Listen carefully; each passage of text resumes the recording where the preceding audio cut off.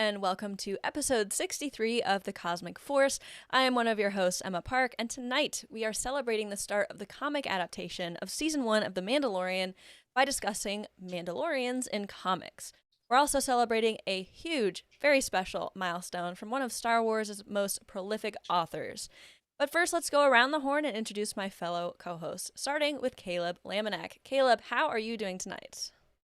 Good. You caught me a little by surprise. Usually I'm like number 3 on the list, but I'm like, we're down one of our normal hosts, but we have a couple of great extras here for the Utini team that stepped up here. So we're going to have a full house and a great time through here. I'm wearing my Mandalorian shirt. I got my Mandalorian flag. Let me get the right hand here. And I think we're ready to talk about the way that we have to read comics now. Interesting. I'm wondering what you're teasing at there. So very nice, very nice. And like we've had for the last bunch of weeks, the awesome, the amazing Timothy Guthrie with his Cobb Vanth shirt. Woo, woo, woo. Hello, friends. Nice. Not exactly a Mandalorian, but he's wearing the suit, so it counts, and the word is there, so that's also fine. How's it going? It has been a heck of a week, and I am glad to be here with you all, and I have not read a lot of the comics we're going to talk about, so I'm excited to do a lot of learning, so bring it on. Awesome. Love to hear it. And returning to the Cosmic Force, it hasn't been too long since you've last seen him. Steven, I think we have to blame you for some of the technical difficulties because this happened last time you were here, and it hasn't happened in the last few weeks, but it happened again tonight.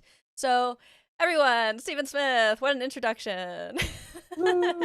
Hey, hi, thanks for having me. This is my second podcast with you guys.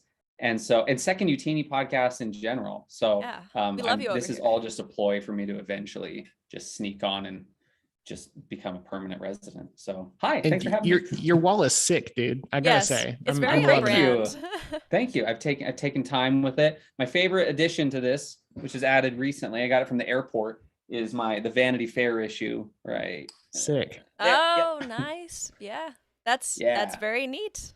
Yeah, it's got that Annie Leibovitz photography in it, which I'm a photographer, so I really love that sort of stuff. Yeah, I mean, who doesn't love a good Annie Leibovitz photograph, especially when it's Star Wars, you know? You can't beat it.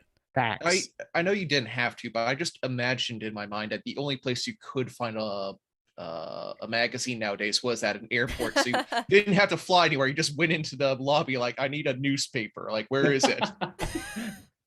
That's kind of on point these days, honestly. I mean, airport and grocery store checkout basically are like the two main places, and for the grocery store it's mostly just like tabloids. It's not things like Vanity Fair, so which is a high class tabloid. Yes, exactly. All right, tableau, as it were. Tableau, yeah. Very good pun. Very good pun. Well, if you're joining us for the first time, we don't normally talk about magazines and we don't normally do puns, but we're doing that tonight. Welcome, everyone. We are a Star Wars comics podcast that broadcasts live right here on youtube.com/utini every Wednesday night at 8 p.m. Eastern Time. If you can't join us live, because that is okay, we're available on all of your favorite podcast platforms. We're also part of the Utini Podcast network of shows and a Discord channel at utini.com/discord with more than 1,000 members and dozens of channels to choose from. If you like what you see and want to say thanks, head over to our Patreon page at patreon.com/utini, where for as little as $5 a month, you can gain exclusive access to the entire Utini Podcast network of shows, as well as exclusive merch and community involvement activities.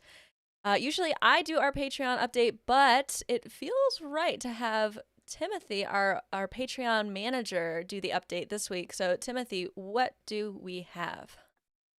We have, in addition to all of our lovely usual patrons who are just the light of our lives, as if you will, we have a new one joining the ranks. Jason joined us at the annual level. Yay. I am super excited about it. Welcome to the Patreon community. You get lots of fun things, bonus shows a little bit early, like 3 months early, which is really cool.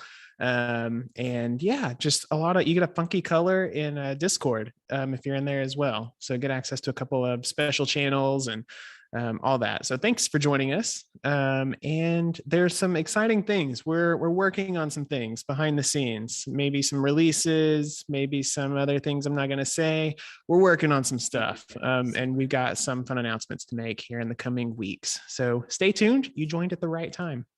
That is quite a tease right there. I love it. I love it. We're gonna just move right into our weekly pull list because that's what I have up next on the screen.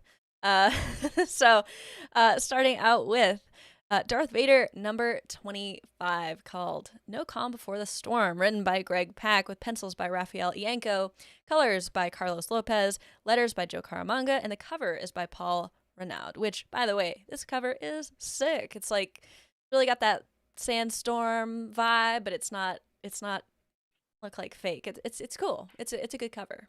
If you're listening to us instead of watching us, you should look it up. Okay, and then the next one we have here, this was like a really good week for new comics. We also have Han Solo and Chewbacca number 4, called The Crystal Run Part 4, written by Mark Guggenheim with pencils by David Messina, colors by Alex Sinclair, letters by Joe Caramagna, and cover is by Phil Noto. And y'all, this cover, Black Chrysanthemum, oh my goodness, it's so good. I will take a Phil Noto cover any day. Yeah, any day. absolutely. I love it. And Chrysanthemum's sick. Love Big So K. cool. He is indeed. Who knew that Chewbacca had met him before Star Wars 2015? Like, I couldn't have guessed it, but here we are. All right, next up is or I should say last up is the big one, the big one. It is what is our special anniversary, but I'll get into that after I tell you who it's written by.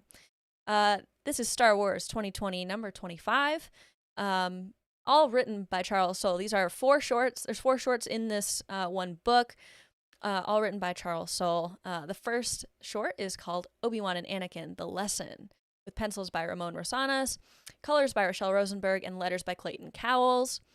The next story is Darth Vader. It's also called The Lesson, pencils by Giuseppe Camuncoli, inks by Danielle Orlandini, colors by R.F. Prianto, and letters by Clayton Cowles.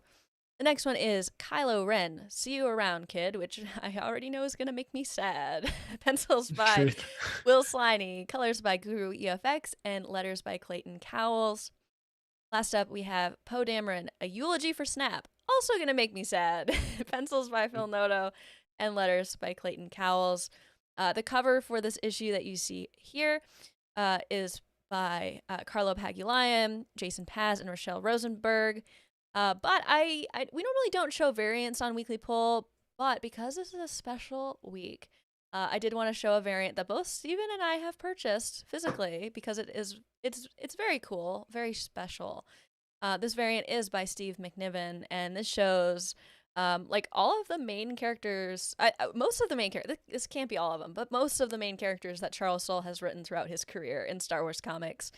And the reason that this issue is so special, you're probably thinking, this is Star Wars 2020. Why are we talking about Kylo Ren? Why are we talking about Poe Dameron? Why are we talking about Obi-Wan and Anakin?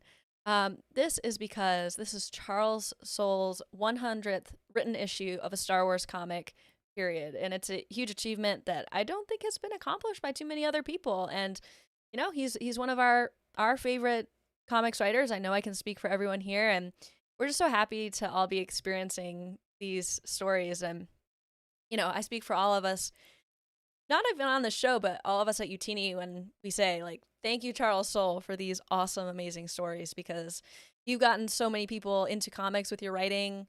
You've kept so many people into comics with your writing, and you've broken some really huge stories. So really excited. I wanted to ask a question to the group, just to, you know, in celebration of Charles Soule's 100th issue of a Star Wars comic.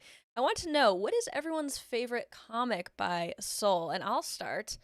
It is Dark Lord of the Sith for me, and I wrote in the notes, it isn't even close, and then I thought about it, and I was like, Rise of Kylo Ren isn't a little close, but it's definitely Dark Lord of the Sith. I love what he did with Vader exploring his past as Anakin and sort of fighting the urge to want to be good again, and he brought back Jocasta Nu and made her a badass. Like, that was awesome. And we got to learn more about the Inquisitors. I think it just did so much story-wise. And when I think of Charles Soule's writing outside of the High Republic, I absolutely think of Dark Lord of the Sith. So I don't know. I think maybe let's start with Timothy. Timothy, what's your favorite Charles Soule comic? Yeah. So I'm going to say favorite, and kind of because it's more recent, but I'm going to say War of the Bounty Hunters. And it's for like a kind of strange reason, or maybe not strange. Strange isn't the right word, but essentially it looked like he was having the time of his life when he was writing it. And I love when you can tell that authors and creators are really behind what they're doing and like putting their all into it, and getting to see more recently with all of the big, Boba Fett busts that have been coming out. And, it's the all black and the Steve McNiven art is there. Like, getting to see him kind of relive in that space so much is really, really cool. And I'd have to add that it was also one of the things, along with Dark Lord of the Sith, that got me to read a lot of his original work, both his comics and his books. And I cannot recommend those enough. Awesome. Dude is probably my favorite author of all time at this point. He kills it. So kudos. Yeah. Especially say, War of the Bounty Hunter versus Camp, like, you got all of his toys out from the toy bin. Yep. Yep. Yeah, he was just loving it. Very apt. Yeah. Steven, do you have one? Yeah. It's so hard. I love Dark Lord of the Sith. That was actually the first Star Wars comic that I ever read. Such a great choice. Cool. Yeah. And I had actually looked it up on I didn't know where to start, mostly because getting started with comics is kind of daunting and overwhelming. Yes. You're like, I don't know where to start. There's a bunch of different Vader comics. Anyways, that was the first one that I read and loved that comic, mostly because the lore that it introduced. I don't want to spoil anything for anyone who hasn't read it, but there's just some really interesting lore and story elements that comic brings up that are just so cool. I also love, I really liked The Rise of Kylo Ren. That was a great Charles Soule comic as well.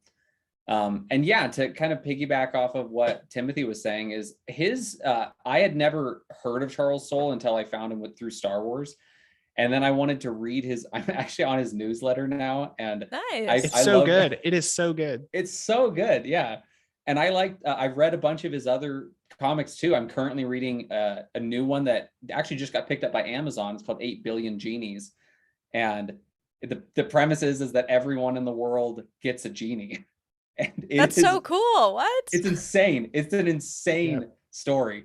That's great. Undiscovered Country is another really good one from Charles Soule. Curse Words. He's a great author. So anyway, all of them, they're all good. Honestly, he is good. Facts. He is my favorite. Yeah, he's solid.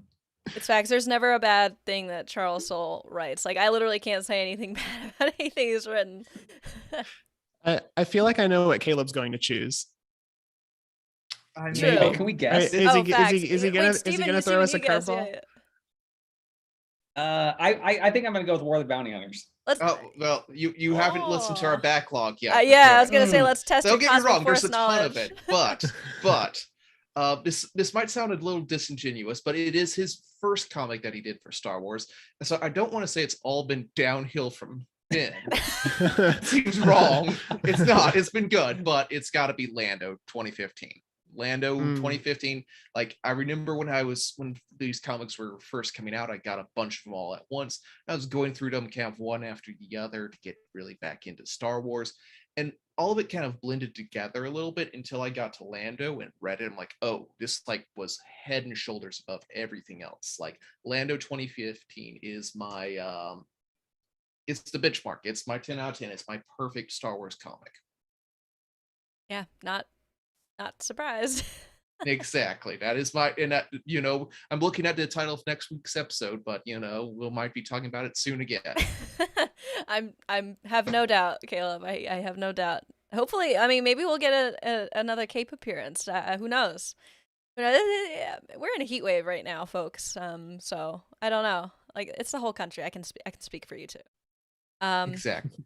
Anyways, that was weekly pull list. Kind of a different weekly pull list this week, but felt like we definitely had to do something special for this special moment. And I'm really excited because Charles Soule is going to Fan Expo Boston. I also happen to be going to Fan Expo Boston.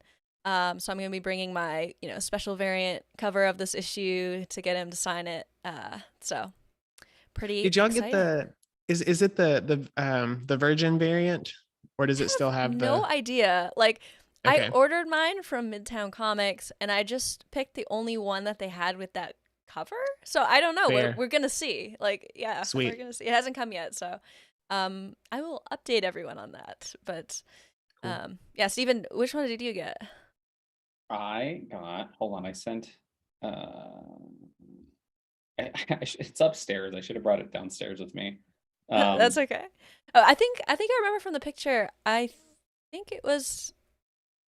I don't think it had any of like that Marvel information on it. No, on the no, it's, bottom. Okay, yeah, cool. it just says That's Star good. Wars That's on it. dope. Yeah, that's awesome. Sweet. That's the one you want as a collector.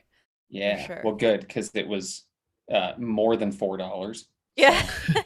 I know. I was telling everybody in our Cosmic Force chat, first of all, I rarely buy physical comics. Second of all, I rarely spend more than like the A cover price on comics.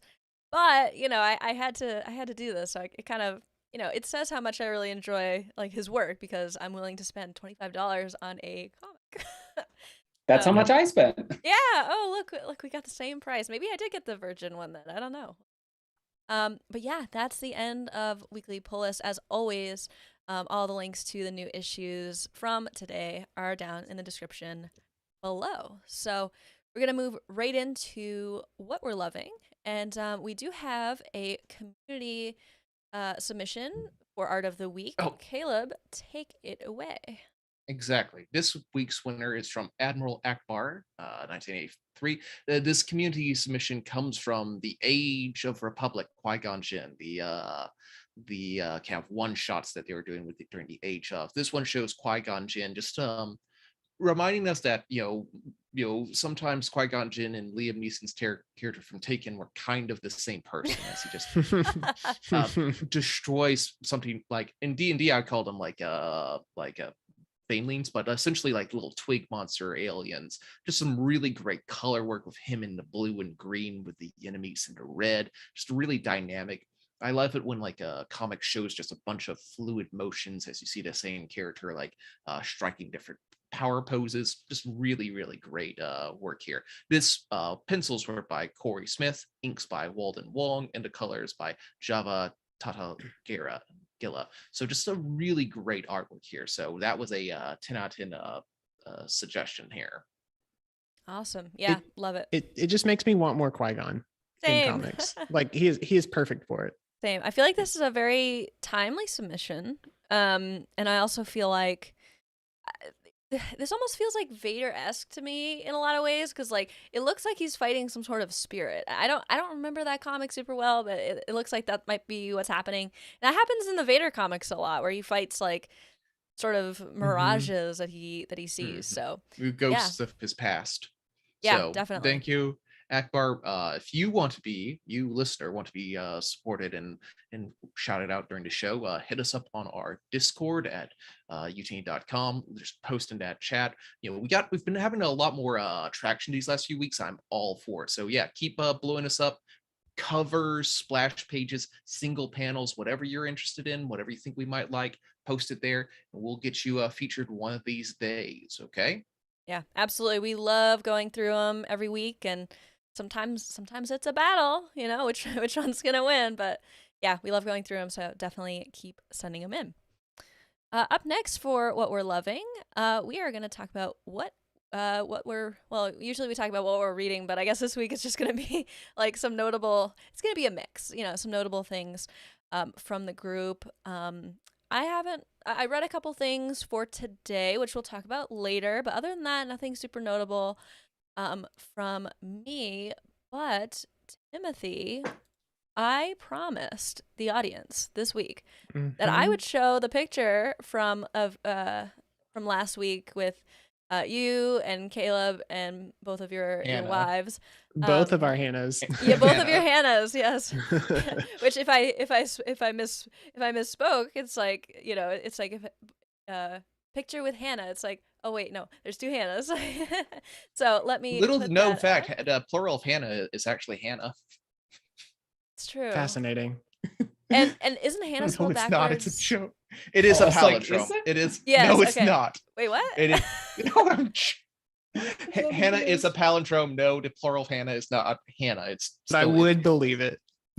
I definitely fell for it. Okay, so anyways, wow, here is the picture, and I love this. Where were you guys, by the way? It's a restaurant in Pigeon Forge, Tennessee called The Local Goat.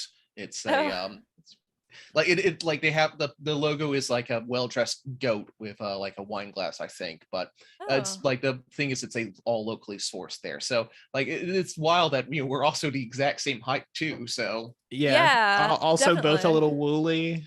I've trimmed down since then, but so have I. Yeah, it looks like Caleb has too. It's so funny. Okay, because Timothy, you are so tall. Caleb, I did not imagine you being this tall. Like no, I was surprised when I came around the corner and like first time seeing him in real life, like, oh, I'm on eye level with you. Yeah. Oh my goodness. No, I definitely thought that no one would be taller than Timothy because that's how tall Timothy is. But yeah, interesting. So yeah, that was fun to see. I didn't actually know that you two were meeting up. So when I saw the picture in Slack, I was like, oh my goodness, that's awesome. That's so much fun. So it's always fun to meet people, and especially, you know, because Caleb, you weren't at Celebration and we all missed you. So I'm glad that you're like slowly building up your Utini meet count. I was about to say, you know, that's the plan, is maybe by next Celebration we'll all have seen each other the same amount of times. Hopefully. Yeah, absolutely. Timothy, anything interesting you're reading? No. I am waiting on another X-Wing book to come up, but I have taken a little bit of a hiatus. I have been blowing through some books, and I have like the books and the comics. Yes. Yeah. Okay. So don't blame it's been me on good the break. though. I'm soaking it in. I'm thinking back now that I've kind of let myself breathe a bit. I was thinking about some of the older books that I read, like Shadows of Mendor. I read several weeks ago, and I'm still thinking about it for some reason. Like I didn't have the best time reading it, but it's just nagging at me. Like, I want you to pay more attention to me. I was actually good. And I'm like, you know what? I think you're right. So I love it when books do that. Yeah. So. I feel like that was kind of my experience with Kenobi. Like we talked a lot about this on Legends Look Back, but it was like, it didn't like grab me at first, and like, but like after I read it, I couldn't stop thinking about it, which means in my mind, like better than I gave it credit for. So interesting how books can do that to you. Yeah, it's a lesson in keeping an open mind as well. Yeah, of course. Yeah, and also a lesson in that your opinions can change too. Like that's that is perfectly fine, people. Yes, love it. Caleb, what are you reading? I'm beginning. I can't pick it back up, so I'm slowly picking through the Star Wars Legacy, the series set 150, 130-ish years after the movies with our anti-hero Cade Skywalker. It's beginning to introduce a lot more interesting ideas. It's really starting to come together into like a real Star Wars story now, and I'm enjoying it a lot at this point. So good, it's good. I'm taking my time with it, just a couple issues at a time, but it's good. There's a lot going on. I'm sure if I talk too much more, Jared might show up, but we'll move on until I actually get to the end and have like concrete decisions and concrete formulations here. Gotcha. Interesting. Good stuff. Steven, are you reading anything interesting? Yeah, I'm in terms of comics, I picked up Star Wars 25 today, so haven't read it yet, but I own it. And I also recently picked up the Mando comic. I haven't read that yet, but I own it. That's but the first step. Reading, That's the first step. It's the first step, yeah. But I am currently reading Shadow of the Sith, which is not a comic book. That's okay. We do books. Though. Oh, it's so good. I am loving that book. I personally wasn't a fan of The Rise of Skywalker, but speaking of changing your opinion and changing your mind on things, this book is like a magic trick for me in that way, is that I remember I left the theater and I was like, wow, I really didn't like that. And then reading this book, I'm like, it's kind of changing my opinion on things. And I really didn't anticipate that at all. Like, it was not something that I anticipated. There is like Ochia Bestoon is a very interesting character. Yeah, he's awesome. Oh, He's I so feel like we fun. talk I about loved him in every the- episode somehow.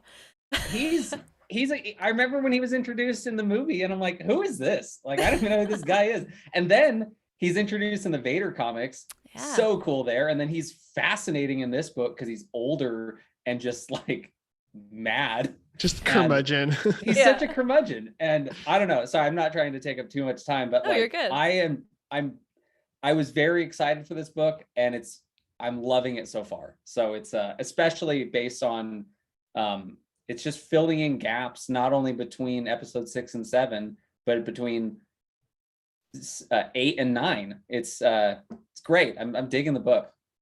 Good. I'm glad to hear it. It just feels good to have more sequel trilogy content, you know? Mm-hmm. And I've been asking for more sequel trilogy content for so long, and it feels good to be, you know, getting it finally. And you're right. Like, as much as I love the sequel trilogy, it is my favorite trilogy. I do admit, you know, there's definitely some gaps that need filling, and this is like step 1 in filling those gaps, and it does make me happy. So yeah, but I think the book to me is doing what Clone Wars did for the prequels. Interesting. In that the prequels, I think a lot of people now are like, the prequels are amazing, and I'm like, yeah, but there was like a lot of like Sifo Dyas in general. Who was Sifo Dyas? No one knew who he was. And then a lot of the books and Clone Wars and all of that filled in I think Star Wars does this where it tells a story in not a linear fashion. It's always kind of been that way, and it's continuing to be that way, and I just love it.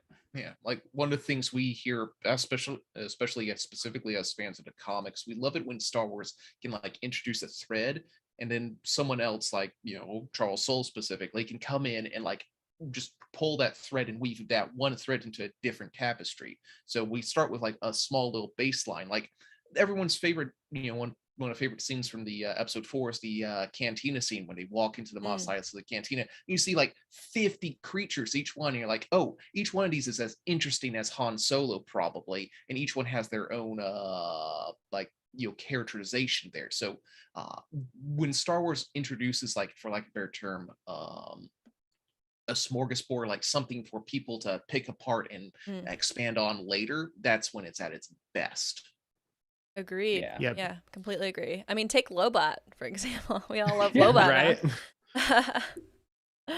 Love it. Good stuff, everybody. All right. So we're going to move right into our main topic. Speaking of like obscure characters that we love now. I mean, this is a group and not a character, but I associate Mandalorian with the Mandalorian. Anyways. So we're celebrating the start of the Mandalorian adaptation by talking about Mandalorians in comics. And as I was writing the description for this week's episode, I was like, wow, okay, canon comics specifically are really lacking in Mandalorian content. Like, I mean, other than there being like a Mandalorian in a story, there's no like lore or anything like that we get in canon. But before we dive too deep into the topic, Caleb, do you want to introduce the what we're going to be talking about this evening?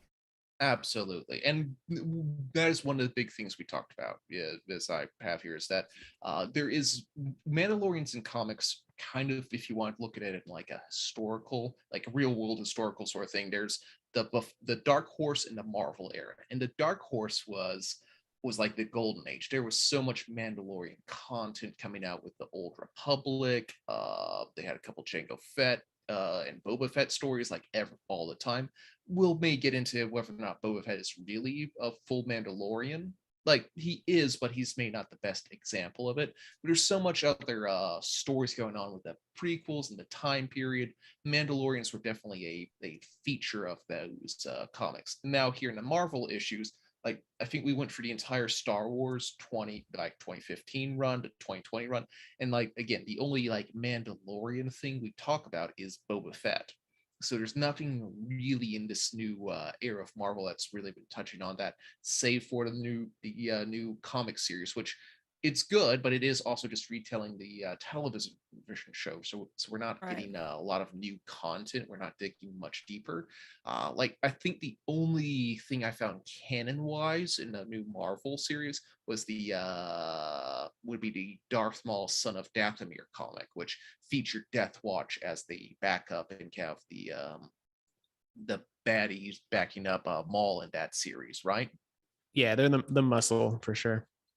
Exactly. So, did pull this out. Like in the Dark Horse era, we had like 8 specific Jango and Boba Fett stories, like each one of it, a whole mini series. So, no, we'll maybe after this series runs its course, we'll might be getting some more Mandalorian specific comics and some new series for those characters. Like, we'll might talk a little bit more of this later, but I would love to see an armorer story from the Mandalorian. Ooh.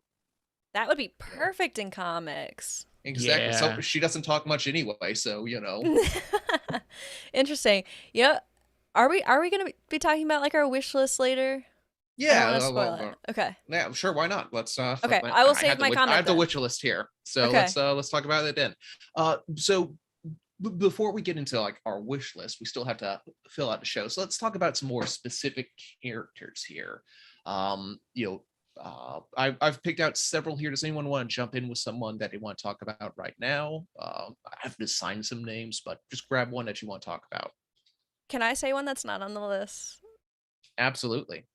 Wait, but she's not in comics. Never mind. Were you about to say? I jumped the gun. Yep. You all know who I was gonna say. I don't. You don't? Take a guess. I have no idea.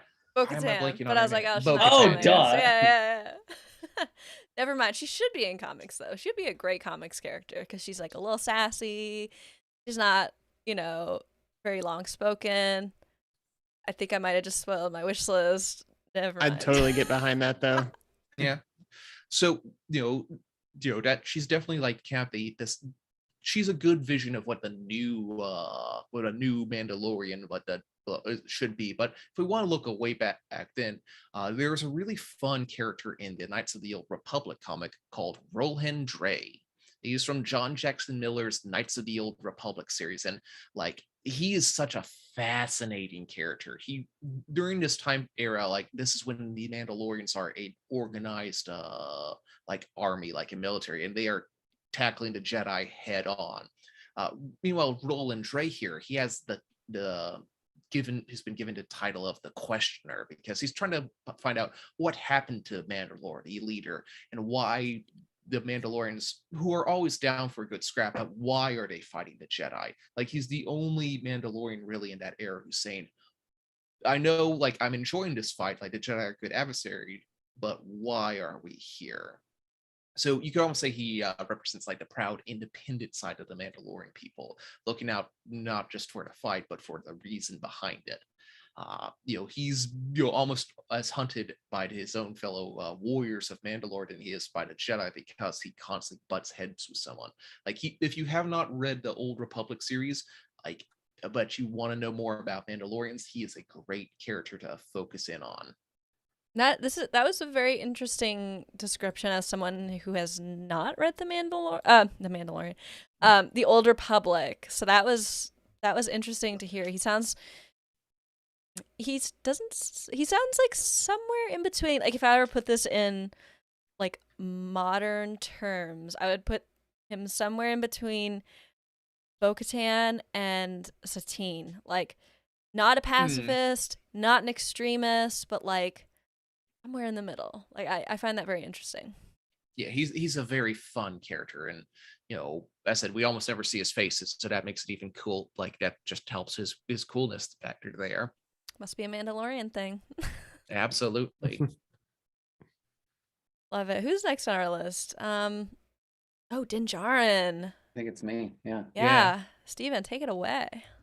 So Din Djarin, what do you want me to say? Like, what should I say about this guy? Because I think that I think of all the Mandalorians other than Boba Fett and Jango Fett, I mean, I think even nowadays, Din Djarin is probably the most well-known, like in terms of pop culture, probably the most well-known Mandalorian out there.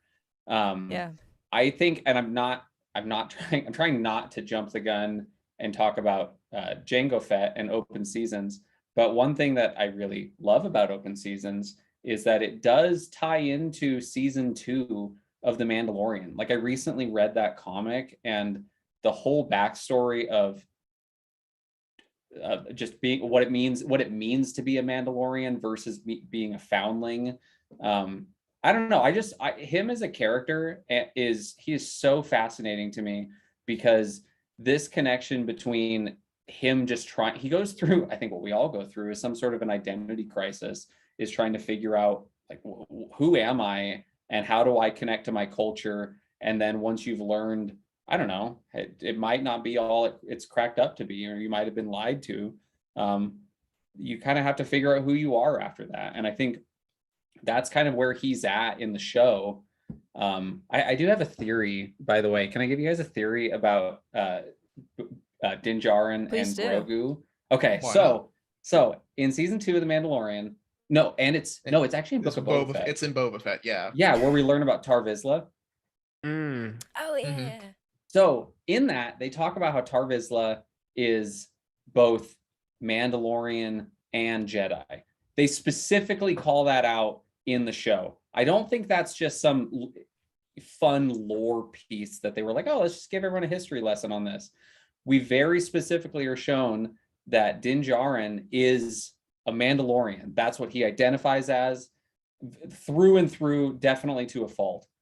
We also simultaneously see Grogu going through Jedi training to become a Jedi, and he works with Luke, and also eventually doesn't. But like that, I think that the two of them are going. This is my theory. The two of them are going to become the next Tar Vizsla, in that they're both Mandalorian and Jedi, but together at the same time, like a Banjo and Kazooie of Tar Vizsla.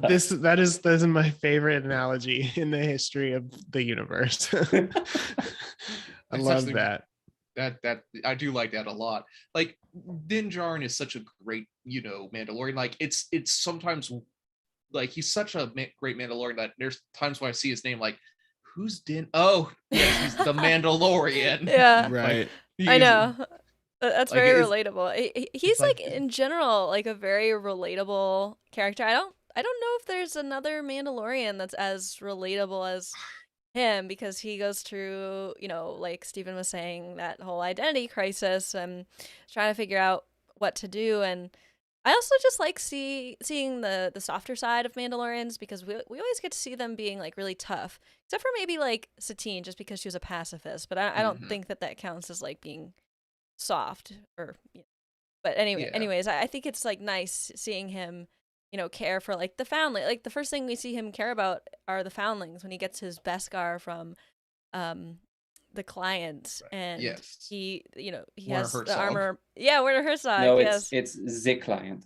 The client, yes. You'd like to see the baby. And he melts it down for the foundlings because he like cares about the foundlings. So immediately we're like, oh, he's like more compassionate than other Mandalorians we've seen before. And then at the end of the episode, he shoots IG-11 to save Grogu from, or at the time, the child, from being kidnapped or shot or whatever IG-11 was gonna do. And then he like goes out of his way to rescue him from the person that he brought him to. So I think he's just like, I think he's so sweet. Honestly, he has such a soft heart under that hard armor. Exactly. The best description I ever heard of the Mandalorian, it's a millennial working dad with a terrible breaking down car, trying to make it ends meet in the gig economy. Oh, R.I.P. to the Razor Crest. I know, that was so sad. Like, oh my god. Don't get me wrong. I like the Naboo Starfighter. It's really cool. It is cool. It is an homage to George Lucas doing American Graffiti, because it's this hot rod vehicle. But I like the Razor Crest a lot. Like I missed it. I feel like it was starting. Okay, don't come at me in the chat, in the comments later on in any way. I feel like it was starting to become as iconic as the Falcon. I really do. Yeah. Yeah. Yeah. I'm glad I don't that's think not that's off base at unpopular. all. Yeah. But here's the thing, though. I think it's a very intentional shift between the Razor Crest and the Naboo Starfighter, because the Razor Crest is Din Djarin as a bounty hunter. That's what he is. He like there's a carbon chamber in there. freezer. Cryo troop, Yeah, he can freeze people in there, many people.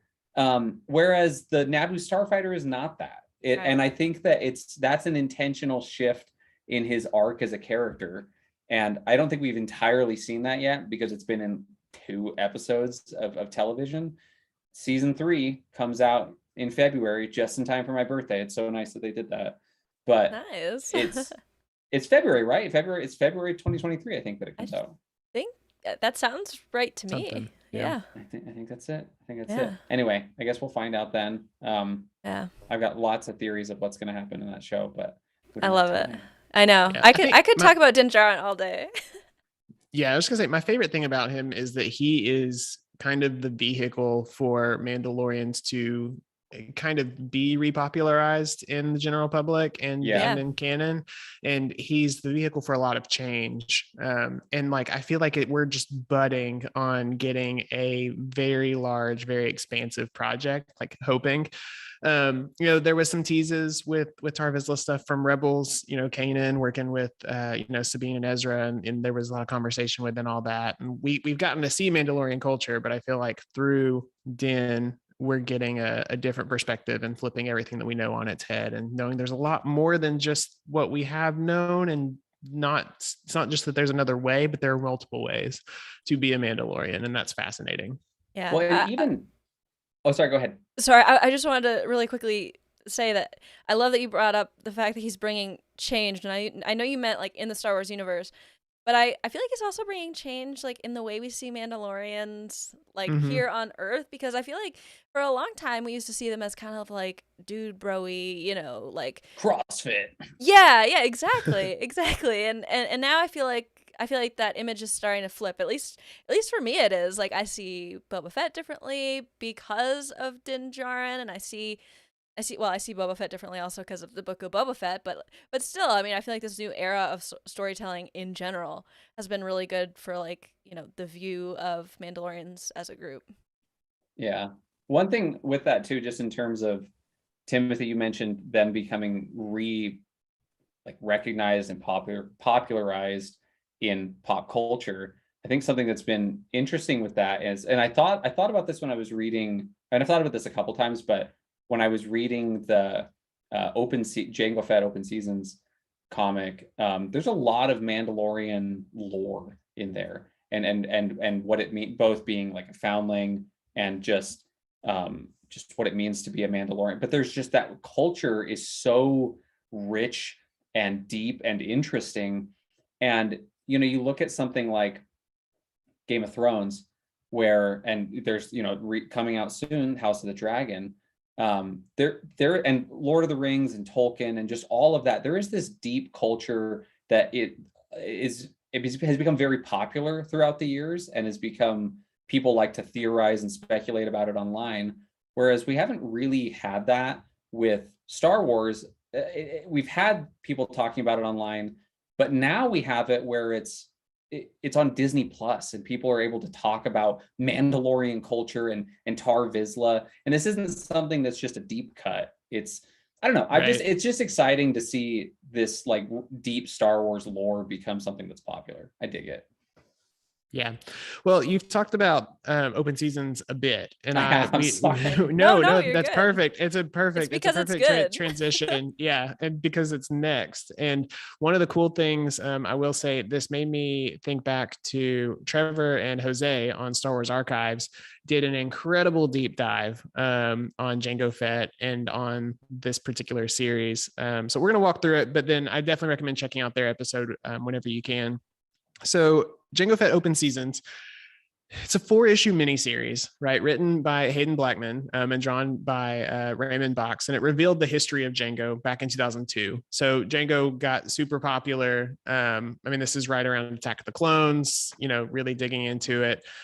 Fett's father aided the true Mandalorians, is what they were called.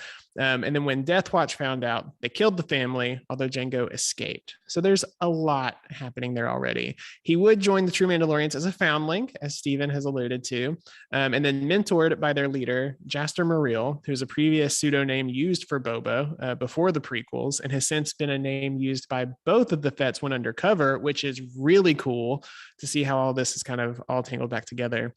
I don't know. So far, yeah. Just a real quick thing. If you read the Arabash and the chain code that Boba Fett reveals, yes, you do see Jaster's name in there. I think it's spelled a little so differently, cool. but you do see I love that. which is That's just so a cool. whole nother level. And Yeah. I think that's what it was that triggered Trev and Jose to kind of do their little deep dive spiel on it. But yeah, so when the Mandalorians first appeared in the Clone Wars animated series, you know, a lot of the aspects of their background, they were markedly different from what had been established in the comics and the novels. And I know there was a lot of kind of drama behind the scenes with all of that. But Lucas essentially decided that Jango was not a Mandalorian. It was explained as he was not a Mandalorian by birth, but as a foundling, as was established in this particular series. And that kind of set up the whole Mandalorians taking in orphans thing, which we've seen in The Mandalorian now, which is interesting. So the animated series also brought back Death Watch as a sect within Mandalorian society. And now they were rogue and just wanted to reestablish the violent warrior days rather than the pacifist ones that, you know, our lovely, dearest Obi-Wan love Satine is all for. It even went so far as to name the leader of the current Death Watch pre-Vizsla a nod to Tor Vizsla, the leader of the Death Watch in the comics, setting the two up as members of the same clan. I love, Stephen, you mentioned like the Game of Thrones kind of references. I love how political the Mandalorians are. Yeah. That's one of my driving things. I love the family dynamics. I love the cutthroat, you know, who are you? Do you belong here? Do you not? The clans. Yeah, are you a real Mandalorian? As you know, as we're getting with Bo-Katan, you know, confronting Din in the series, you know, there's so many angles to come at it, and I live for that drama, and I want more of it. I have a question. Go for it. So Vizsla, there's Tar Vizsla, OG, Jedi Mandalorian. Is that lineage? Does that go up to the Vizslas in Rebels? Yeah, Yeah. It's the same clan. Oh, okay. But Tar Vizsla, when was that in terms of BBY? Wikipedia to the rescue. I think Over 1,000 like years Old ago. Republic. That's what I Yeah. thought. It was over 1,000 years ago. So Yep. so like after the Old Republic. Interesting. Yeah. So Darth Bane time period? Around that time, yeah. Okay. Interesting. I always think whenever I hear the name Tar Vizsla, I always think of that little animation. It's in an animated show, but the little animation from Rebels. Right. Yeah, with like him holding the dark saber in the Jedi Temple, and it's really cool. Uh-huh. Yep. And then Kanan going on his angry rant kind of later on of like, you lost that war. Yeah. I love that. Yeah, it's really interesting. The open seasons had so many references to Clone Wars and Mandalorian. I noticed a lot of like visual references to the Mandalorian on this read through, like the way that you know, when Jango was a kid, he was getting rescued by one of the Mandalorians, and he was being like held in the Mandalorian's arms as they were like flying away in a jetpack. That was like in his flashbacks. That was like the exact same like composition of like the shot. Even it was kind of wild to see, and also just all the stuff with the Clone Wars. You know, seeing the Vizslas and the Separatist stuff with like Dooku in the background. Like that was also interesting. I know that doesn't have to do with Mandalorians per se, but it was still really cool. And just seeing like the process of how they picked what they call the prime clone. Like that was really cool. Yeah, that was pretty nuts. I also reading that comic, it was interesting. I didn't realize it has that flashback with Dooku. And oh yeah. With when the Jedi attack the Mandalorians. That is was that in the crazy. Darth Maul one? I think that No, might have been... I think that's in Open Seasons. Right? Oh yeah. No, I think that they both had flashbacks. I don't know. Now Wait, I'm getting it mixed no, up. Darth Maul wasn't a flashback. That was real time. You're right. Okay. Yeah, because it had because I was trying to figure out who the other Jedi were, but I would have known in the Darth Maul one because that one's canon. So never mind. Yeah, I don't remember who the other. I think the only Jedi that we knew were was Dooku, because he references. He says he's like, that was when I started to doubt the Jedi or something like that. Right. Yeah. Yeah. I remember that now. Yeah. It was just also seeing Jango's original armor looked much like a lot like Boba Fett. There was only like one tiny difference. And then when he got captured, they quote unquote restored his armor. So I think that silver color that we see in Attack of the Clones, I think that's supposed to be like pure unpainted Beskar based on that. That's my assumption, because if he restored it, if the guy that captured him restored the armor, means maybe he like buffed the paint out or something. And then it leaves the silver. So maybe like all Mandalorians start off with this silver armor, but after a while they want to prestige and get like better paint jobs and differentiate themselves out. So maybe in Mando season 3, Din will get tired and go and just spray paint himself up a little bit.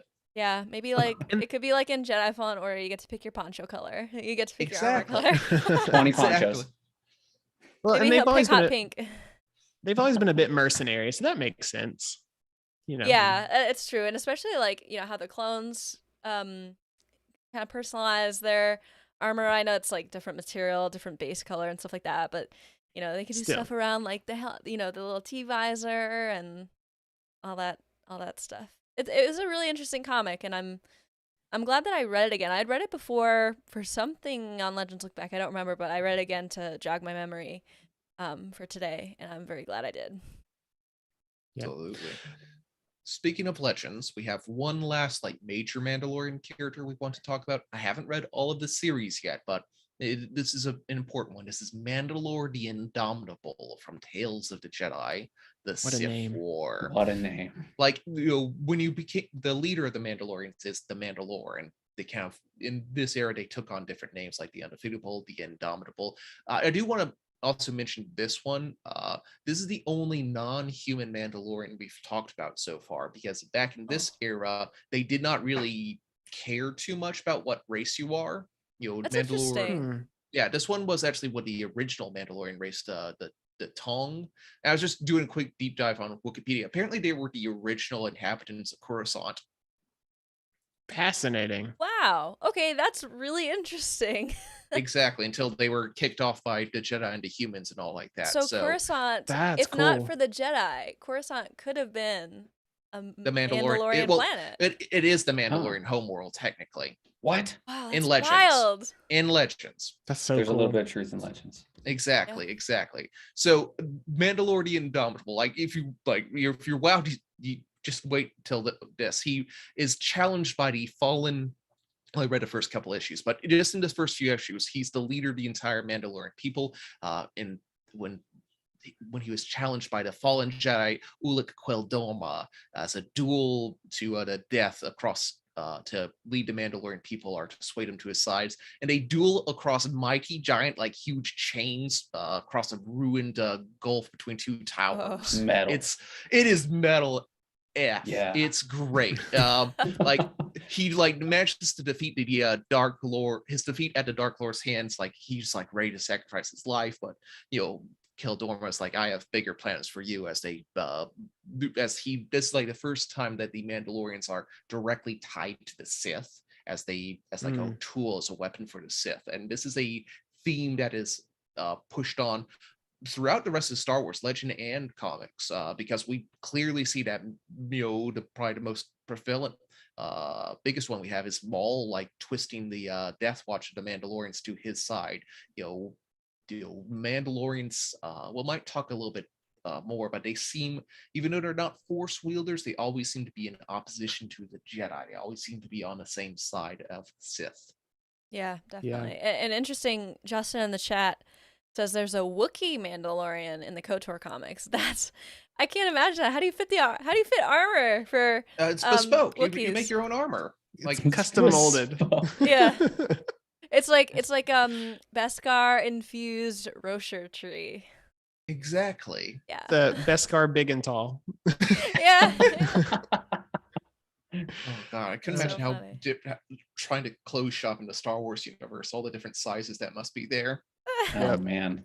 Yeah. Yeah, that's As someone who insane. works in e-commerce, I don't understand how they have their sizing and make any profit. Yeah. Oh, it beats me. Absolutely. So let's move into some more like overall topics. Let's I titled this like what makes a Mandalorian? Like when we say that word, we as Star Wars fans have a lot of like the same idea, but also some different ideas. Well, let's dig into this a little bit more. When someone says, "Oh, if they're a Mandalorian," do you always picture them with the armor? Yeah. I will say I did until the Clone Wars. I did until The Mandalorian, actually, because I was like, oh, I could. It's funny though, because Tim, you're right. We see them all the time, like without their helmets in the Clone Wars. But I don't think I thought about it until Mandalorian, when I keep wanting to call him Pedro. When Din Djarin took off his helmet and then he like changed into the disguise for the like tank driver. I was still like, oh, that's a Mandalorian. Like he didn't change just because he's not in the outfit, I guess. And I would feel that way about Boba Fett, because I consider Boba Fett to be a Mandalorian. I know that's up for debate, but like we see him without the suit a lot, and I still consider him to be Mandalorian. It's an interesting thought experiment, honestly. What do you think, Caleb?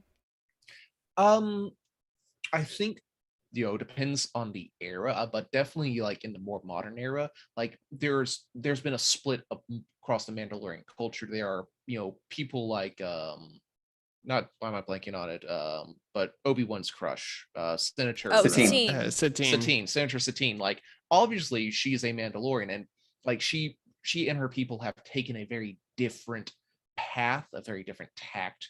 They're still Mandalorian, because they are still very passionate about what they do. They've like taken all their like aggression and put it towards different things. We definitely see that with Satine and the or Sabine and their artwork and all like that. And Mandalorians like very passionate for their artwork. So we definitely could say a Mandalorian is still a Mandalorian without their armor, but I'm not sure if I would prefer if they were to make another comics character, they would like have to put a Mandalorian in their armor, Now, as your shirt over there says, even though you can have the Mandalorian armor, that does not necessarily make you a true Mandalorian warrior. So yeah, the warrior component kind of matters. I think, and that tends to be, I guess whenever I first think of the word, I immediately think to that aspect of them. But if I spend more than a couple seconds on it, I'm like, I want more. There's more there, and I want it. Like what? There's got to be times when they're not fighting. What are they like when they're not fighting? Or are they just always fighting? Yeah, I was gonna say I don't picture a time when they're not fighting. I don't think, except for Din, because he has a soft heart. Exactly. I mean, I don't know. Maybe they've got other extracurricular activities, like they play pickleball or something. Yeah, maybe they're just really good at pickleball or volleyball or something. Yeah, or maybe which probably leads to fighting. Yeah, probably leads to fighting. Honestly, they probably play Sabak. Again, leads to fighting, but I don't know, it's a hobby though. Something they do. They probably gamble away like pieces of their armor and stuff. Like, my armor is more valuable than your armor. I'm all in. Like, exactly. So speaking of armor, like, what about the helmet? Like, where do we stand on them showing their face or not? I never understood the whole face rule. Like, just let them show their face. What's the big deal? Like, they did it in the Clone Wars. I think that's like super extremist of them to do. Like, what is the big deal if they show their face? I mean, everybody has to eat and breathe and stuff, and to have to do that in solitude, that doesn't seem very Mandalorian to me, because they seem very like group oriented. So to have to force everyone to do all those things alone, that seems kind of backwards. So I'm pro showing your face.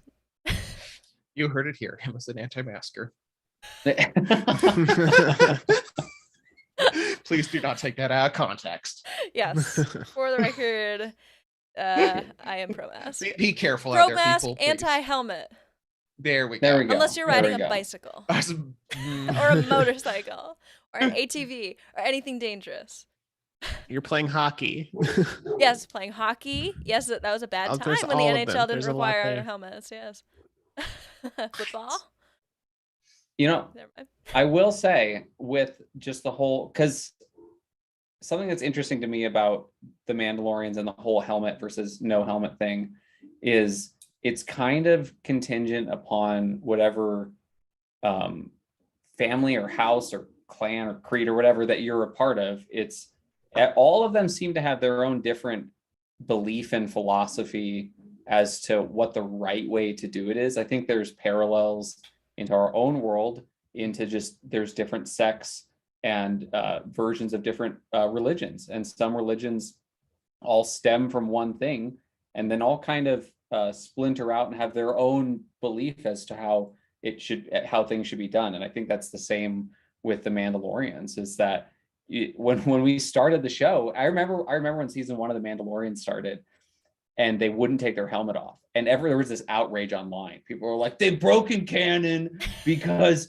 they took them off in the Clone Wars. What's going on? And then eventually, of course, we explained it and we got to that. We're like, just give us time. We're getting there. Mm-hmm. And that was eventually explained. And I think it's just really interesting to see that. I mean, we see this also in just other aspects of Star Wars, is that we're seeing this in the High Republic right now, is that we have regular members of the Jedi Order, but then you also have way seekers, yeah. And then there's also like what's her name, the hired gun. Oh, Ty York, Mm-hmm. Yeah. And so I love this about Star Wars, is it's not just that here's this group of people and they're all the same and they all believe in the same thing, and no, that like things splinter off and there's different belief structures even within the different sections of the galaxy. I think that's really cool. Exactly. In my attempt to summon Jared here, if you read the old Republic comic series, one thing that often comes up is there's several sects of Jedi, several large groups of Jedi during the Clone Wars are like, we are absolutely in the wrong here. We should not be in this war. Like, you cannot be a Jedi, a knight of peace, and be a general in an army. That doesn't make sense. That's cool. Yes, so we see that a little bit in the High Republic too, in Light of the Jedi. Yeah, we definitely there's see that.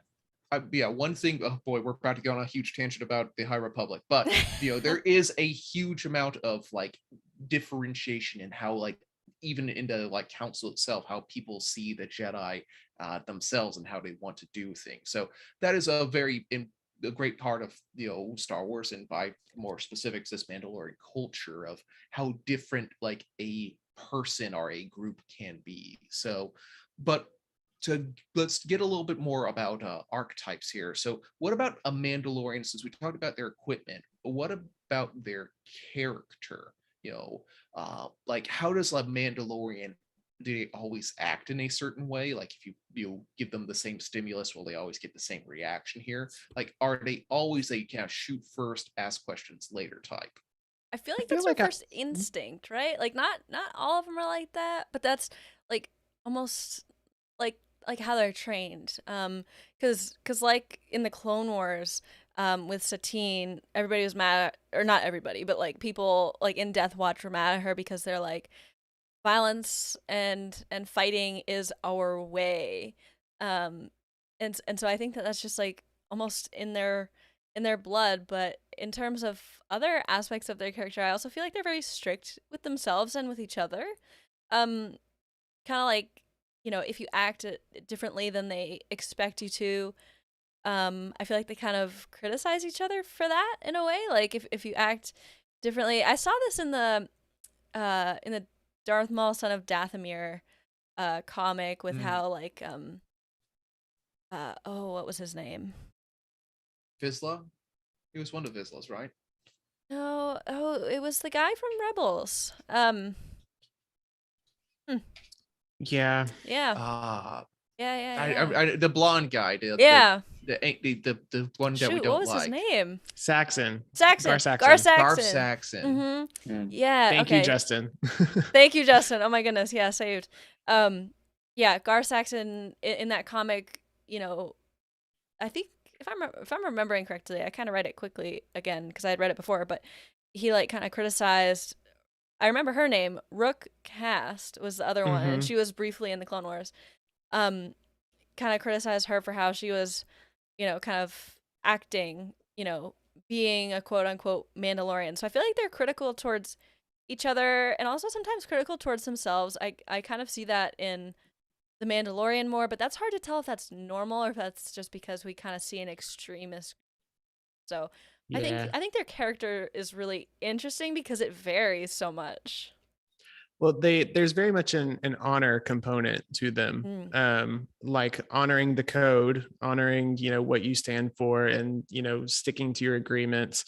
And then, anytime in Rebels, we got to see a couple of duels, right? Like Sabine challenged, I think it was Saxon, and went up with that whole ordeal. And so they might be shoot first, but they do it within the rules of engagement. So it's weird that there is a kind of the honor component, but it's like a safe, I don't know, it's like a safe way, like whatever they do, they're going to do, but they're going to be justified in doing it because of the kind of setup that they've given. So yeah, I agree with that completely. I think that's very obvious in their character. Honestly, Rebels, that the Mandalore arc in season 3 of Rebels, you're right, is a very good character study of a few different subgroups of Mandalorians and how they differ in their beliefs and ideals. I think that's interesting. Yep. Yeah. Okay, so now here's a kind of a big overarching question here. Must the Mandalorians always be opposed to the Jedi? And like, I would just want to, this might not be something you've thought of, but that was definitely like Mandalorians versus Jedi was a huge thing in the United States, the Old Republic comics, a lot of Legends content. But here in canon, like the most like well-known Mandalorian, Din Djarin, like he essentially stole one of Luke's prime pupils away from him, like someone who reminded him of his own master. Like they weren't coming to blows, but there was definitely an opposition between being a Mandalorian and a Jedi. Like those two forces were in opposite directions. Yeah, I think this is kind of tricky because, I mean, to Tim's point, the whole honor piece would say, yes, they must always be opposed to Jedi because they lost the fight. So the honor part of them probably says, yes, they must always be opposed. However, I kind of feel like, how, like, as generations go on, stories from the older generations get lost. That kind of idea. Mm-hmm. I feel like that might be the same with, it could be the same with Mandalorians. Like, maybe the younger generations just don't hear as much about the Jedi and their battles with the Jedi, and maybe someday it'll just like fizzle out in a way. It's like, it depends. Like, is it built into a certain subsect's culture, like their hatred for the Jedi? Are they revenge driven? Because not all of them are, and so I think it definitely depends. Exactly. I feel like sometimes it's less of a revenge and like history sort of thing, and just the way that their cultures are designed. I feel like they're too similar. There's too many parallels between the Jedi and the Mandalorians. Like they're both very strict. They're both have long histories. They both have a lot of pride, honor in their actions, but they are just so slightly divergent that when they come across each other, like there's probably some respect, but also the they cannot seem to exist in the same space for too long. Some of that too, I wonder how much abilities plays into that. You know, the Jedi have this inherent force gift and get to do all these really cool things. And you see Mandalorians, it seems like, always trying to play at that level. So there's the pride thing of being on top, but you know, they match, they try to find ways to negate everything the Jedi have. And when you see people like, or Mandalorians like Boba and Jango, you know, I'm just a man trying to make his way through the universe kind of thing. I almost wonder if there's a little bit of a nudge of, I don't like that you can do cool things, and so I'm just going to work that much harder to prevent that, I like that. from happening. I was about to say, every single Mandalorian with worth their salt has a flamethrower, and Right. you can't deflect a flamethrower with a lightsaber. Right. That's right. true. I mean, you know, they've got that. They've got the kind of mini grapple thing that The vibro you know, cord whip. Don't ask me why I know that. Yes, I love that you do. I'm proud of that. It's amazing. So yeah, I'd love that the jetpacks, you know, be able to fly like Jedi. You know, I see a lot of I can't think of the word, but a lot of resentment maybe for not maybe having some of what makes them special. Well, what you just It's like the said difference reminds me. between Batman and Superman. Yeah. Mm. Yeah. Tim, what you just said reminds me of, again, in Rebels, Trials of the Darksaber, when what is his name? The pilot guy. I don't know. You all know what I'm talking about. It's not coming to me right now. The pilot Mandalorian guy that comes to join the Rebels, he gives Sabine like a bunch of tools that are that Kanan says are literally designed to go against the Jedi. And so I think that proves your point in many ways, Tim. Yep. Yeah. Absolutely. So I think this is it for the discussions, but as I did tease, I did add this one here. Since Marvel has taken the license, and even though Dark Horse is now back into it, we haven't seen a really like Mandalorian focus in any of our stories. Let's just say, you know, just for a fun discussion, you could change that. What would we like to see if in a new, like, if they named it like Star Wars, The Tales of the Mandalorians? Like, what do we want to see in a comic about Mandalorians? Okay. I mean, other than my obvious answer of Bo-Katan, well, what my Bo-Katan, what story I would want the Bo-Katan thing to be, I want to see like right before Mando season 2, when we see her first, like what exactly happened for her to get to that point? Like, because she is mostly by herself, you know, she's got a few people with her, but other than that, like, you know, she's not with Death Watch anymore. She's not affiliated with Mandalore anymore. Also, we don't know how she loses the Darksaber, right? Yeah. We don't That's what know I want to yet. see. You know why she lost the Darksaber? I have it. Why? Ah! Well done. I've been waiting. Well done. I've been waiting to take this thing out. Well done. Thank you. I keep mine as a lamp. As a lamp, yeah. That lamp, by the way, is so cool. It took me a second because you're so small on my screen, so it took me a second to like figure out exactly what that was. But I took it. It's right next to my Star Wars coffee pot. That is so funny. I love that. But yeah, Bo-Katan's story. My second was gonna be, I can't remember her name, but and now I can't remember the actress's name either. But you know, the pro wrestler. Yes. Oh yeah. Yeah, her. Oh, I want to know more about her. The like other one. In one. the yeah, like the one in the trailer that was wearing the dreads. mysterious cloak, and we were all like, "Oh my god, so and so Jedi," but then it wasn't. And yeah, I think should be really cool. Oh, Mercedes Varnado. That's her like real name, not her wrestling name. I still don't know her wrestling name.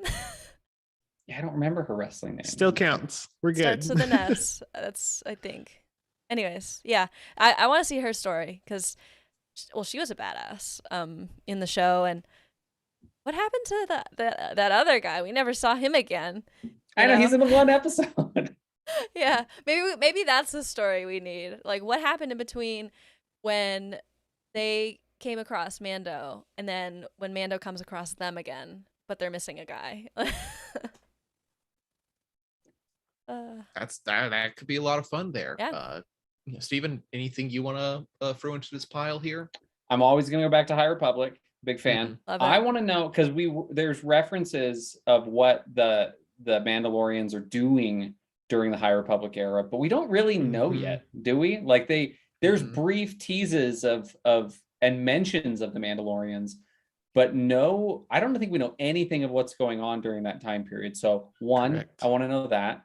And two, I kind of want more of, not that we need it, but I want it, more of a path of the Darksaber. Of we know where it started, and we know kind of where it's ended up in, Clone Wars onward, with a few gaps afterwards, mentioning Sabine and how she lost it.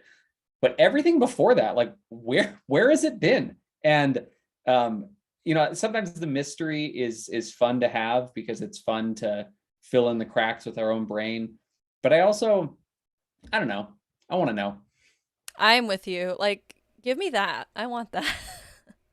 Yeah. Like, even if that was, whether it's a comic or a TV series, it would be really cool to have some sort of an anthology series of the path of the Darksaber. It doesn't have to be every step along the way, but you could have just fill in the gaps, maybe, at least. Yeah, like maybe it's a series of 4 to 5 different stories featuring the anthology of the Darksaber throughout time. And it's not that it has to have every single part of that path and every year along the way, but it's some sort of path of that. That could be cool. The Darksaber throughout the ages. That's what we'll call it. I love that. I like it. That's a great pitch, Lucasfilm. I know you're watching. Make it happen. Just listen. Yes. I am all pro more Satine content. Yes. Give it to me. Put it in my veins. I would love to live more within the struggles of the houses and how she's trying to set up a pacifist government. I want to see that side of it. I think we've gotten so much of the I think, Emma, as you called them, the kind of bros, we've gotten that version of Mandalorians for so long. I would love to see this other side that exists, that's kind of bubbling under the surface. And the fact that she was able to come to power in that, what was it that got her there? What took the government in that direction? I think there's a lot of rich Mandalorian lore from that perspective that I would love to dig my teeth into. I'm with you. So yeah, big fan. Anything Star Wars politics, we need more of, I think. Yes. Yeah. It's always going to be my answer for everything. Yeah, there you go. Maybe one of these days we'll get a Game of Thrones Star Wars crossover. Put it in my veins. I don't think people would be mad. Exactly. All right. I think for what I would like to see in Star Wars comics, I feel like I mentioned this earlier, I would like to see an armorer comic. Like, I'd like to see that foundation of like that Mandalorian colony, for lack of a better term. Like where did they come from? Like, was it just one person who kind of had this giant idea of creating a Mandalorian, like an ultra conservative, for lack of a better term, Mandalorian, like consulate and isolated sort of thing? Like, where did that come from? Like, what led them to be that way? Maybe the armor has shown her face beforehand and is now doing everything she can and has wiped her identity clean with that new Mandalorian thing. Maybe she's running from something that she did in her past, aka the spikes on her helmet, aka the Mandalorians. Exactly. I always thought she might be just a Zabrak underneath there, but that could be good too. Oh wait, that's interesting though, because we see, I mean, in live action, even in the Clone Wars, anything animation, we've only ever seen humans under there. So I like your idea better. That would be a cool reveal if she took her helmet off and she's not. I mean, she won't take her helmet off, but if it happened, she's not a human. What a twist! If a strong gust of wind came and knocked her helmet off. Exactly. All right. I think that pretty much does it for this week's deep dive into Mandalorians here. That was a lot of fun. That was a lot of fun. I'm glad we talked about that. I hope we get more canon comics about them in the future. Yes. Because we need more of it. And I don't think it's far off, honestly, between everything that's happening in The Mandalorian, Book of Boba Fett. It's not far off. I guarantee it. Guarantee it. It's gonna happen. All right. So next week we've got some fun shows happening.